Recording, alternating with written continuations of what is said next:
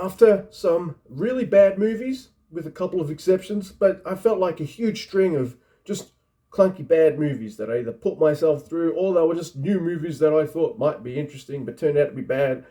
I needed to go to a happy place.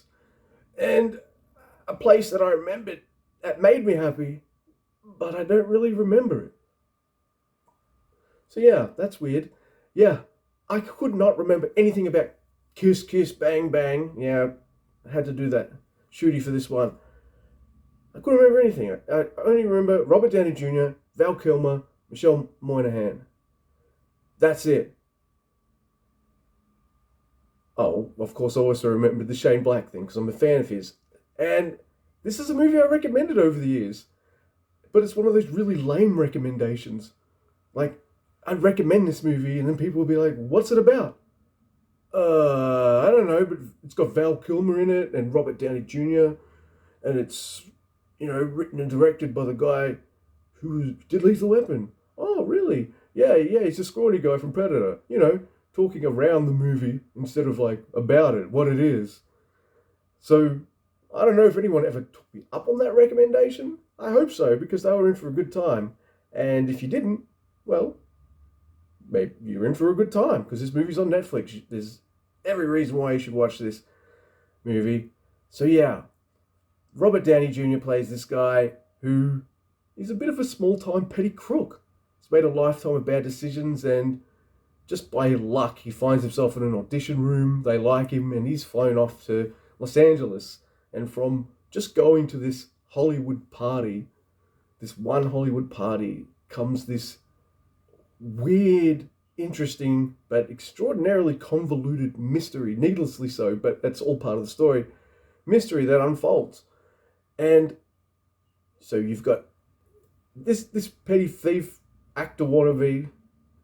You've got Val Kilmer, who is a private detective, and you've got Michelle Monaghan, who's a wannabe actress in LA and used to know Robert Downey Jr. from when they were kids. So the three of them get embroiled in this mystery, and it's supposed to kind of mirror these fictional novels that are shown throughout the movies. They're called I can't remember what they're called, but they're all written by a guy named Johnny Gossamer, and they all look like these old pulpy covers. If you've ever seen what the new hard case crime novel covers, like that, looks really cool. And because Robert Downey Jr. narrates the movie, his character, what happens is he will describe things that are cliches in all these novels and things like that, which end up happening throughout the movie.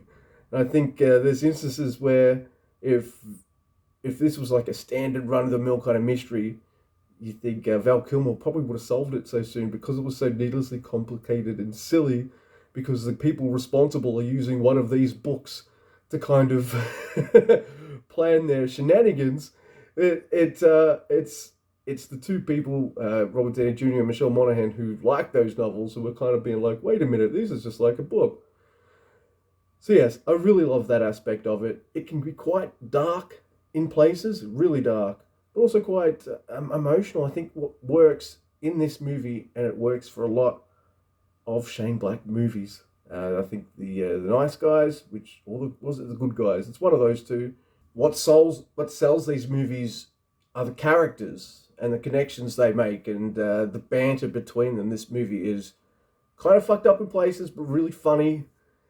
It's not too long either. It's a nice 90 minutes. It doesn't overstay its welcome.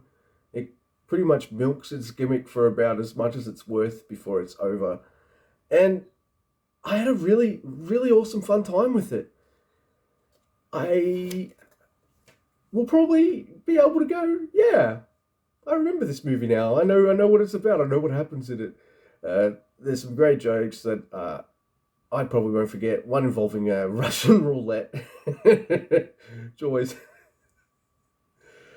yeah, that definitely took me by surprise. So you definitely should check out Kiss Kiss Bang Bang. You should check out anything that Shane Black does. I even liked his Predator movie, and not the first one. I mean, I enjoy that too, but the one he did. This is a 9 out of 10. I really, really loved it. And I think you should watch it. Give me a like, dislike, share, and subscribe.